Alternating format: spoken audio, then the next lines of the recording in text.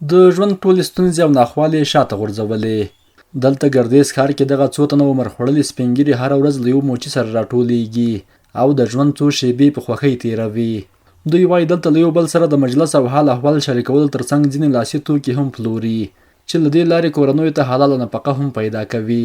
بس دلته راځو موږ د خپل ملګري سپین ږیري سره کېنو، خپل مایپل مې برابر کړی، بس دلته سره ناست د موچي سره بوزا کې ښه چایونه تر بېګا پرې 5-6 ترموزونه چای څښو.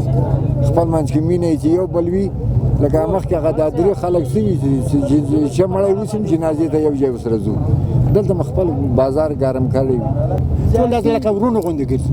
دا یو موچي متطاخل دغه موچي تطاخل دا کیمیاګل دی، دغه سره دغلته راځو دلته ګوتې موتې خرڅوي او څه چې غریبي مربي کور ته ارزقه یوسي دا څه توکې مې که ورسره کوو د کور خاطر نه کوو بل خاطر نه کوو دغلته راځو ساعت تېروو د ګوتې موتې خرڅوو آخري خاطرې نه خلاصوو د ځوانۍ تر څو سره کم ځواني مې وکړه اوس مې کړه سره کم څو سره کم نه سو داسې مسله.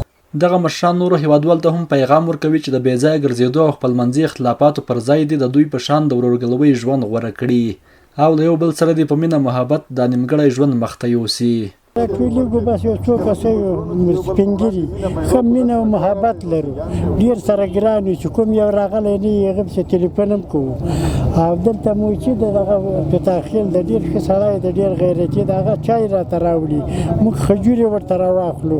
خدای دې وکړي د ګردیز خلک دا خلک چې دا ولاړ دي چې دغه هم دغسې مینه او محبت وکړي لکه دا موږ چې وو. دا پیغام داسې سپین ږیري چې پردوی غیبتونه خلاص وي، خراب خبر نه خلاص راځي د موږ مایپل کې د برخه اخلي پوه شوې که نه، او ښه وخت تېرول ښه خوند کوي، مخکینۍ خاطرې یادوي. دا کیمیاګل موچي ده په خدای چې ترموزور چایونه راوړي موږ ته د ژبه یو ځای مصرف کوي.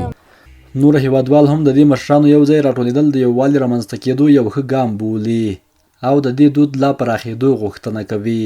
خدای دې وکړي چې دغه ولس همدغسې یوه نظریه خپله کړي لکه څنګه چې دغو سپین ږیرو چې لس 15 کسان سپین ږیري دي او دوی په خپلو کې یو بل سره ډېره مینه کوي، ډېر محبت یو بل ته ورکوي.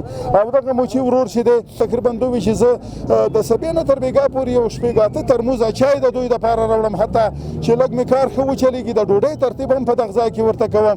نو په ټول ولس دپاره مې پیغام همدغه دی چې د دغه وطن ابادي یوازې په مینه، شفقت او عاطفې یو بل ته په نږدې کېدو کې نغښتې ده چې د دې خلکو ناسته یو بل سره دا د دې ولس لپاره یو لوی پیغام دی. دغه مشران چې شمېره تر 15 پورې رسېږي له تېرو شاوخوا 10 کلونو همدلته سره راټولېږي او یو بل سره په خورا مینه محبت د ژوند شپې ورځې تېروي.